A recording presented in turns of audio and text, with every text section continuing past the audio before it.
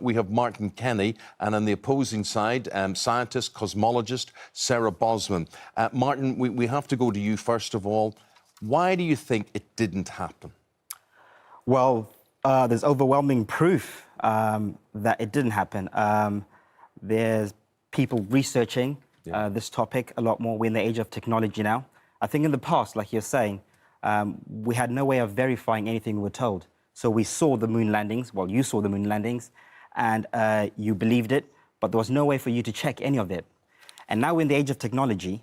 As you said, a lot of the young people believe that it was faked, and that's because they are now investigating for themselves. I find it very interesting, and we'll talk to Sarah in a minute about the scientific side that she believes.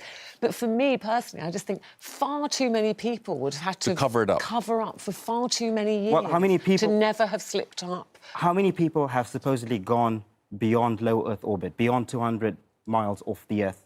No idea. 24.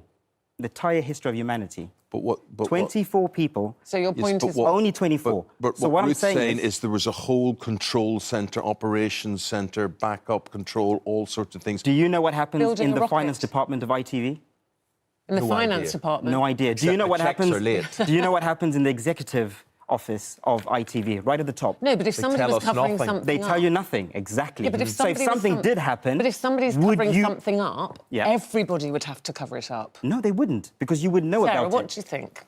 Well, there are also a lot of engineers, of course, working on these for years and years. They had to come into their job every morning thinking they were developing a rocket. And that's thousands of people being involved in the development and the testing in the labs, people overseeing the labs. It's not only the 24 people who actually went off the Earth. It's the whole organization of NASA and the Apollo program. The position of the sun shadows, you will add to that today, using today's technology, you cannot see footprints, which you believe shouldn't have ever blown away. Yep.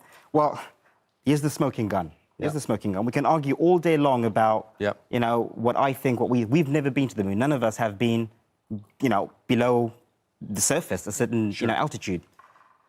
Now, the only way we can discern whether this happened or not is by analysing and studying the actual data that was taken during those Apollo missions, right? The scientific data. True. That's not true. Hold on, let me finish, right? So that's the telemetry data, right?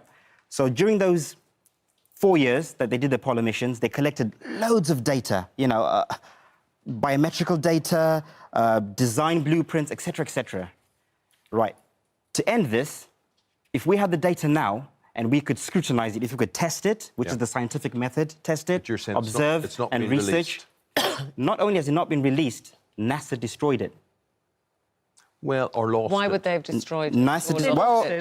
well, hang on. Donald Petit, NASA astronaut and chemical engineer. This is a direct quote from him. There's a video of him actually saying this, and I quote, "I'd go to the moon in a nanosecond. The problem is we don't have the technology to do that anymore. We used to, but we destroyed the technology, and it's a painful process to build up again." Oh, of course, in that context, absolutely. In that context, absolutely. I completely agree with him. The technology we had at the time was so ridiculously obsolete. There was nothing we could do with it anymore. It's like if you have a car from 60 years ago that was unique, if you try to repair all the parts one by one, it's going to take you way too much money. We don't run cars that way anymore. It was scrapped eventually because it was just too outdated. So, of course, it was destroyed, the technology in that sense. We don't have it anymore. It wouldn't run. But Sarah, we got the technology together to go there. Why haven't we been back since, is it, what, the 70s? I think it comes down to the funding. I think after America went to the moon a few times, the people in power told the voters, why are we spending so much money on this? Why don't we elect a party who will put our taxes to do something else?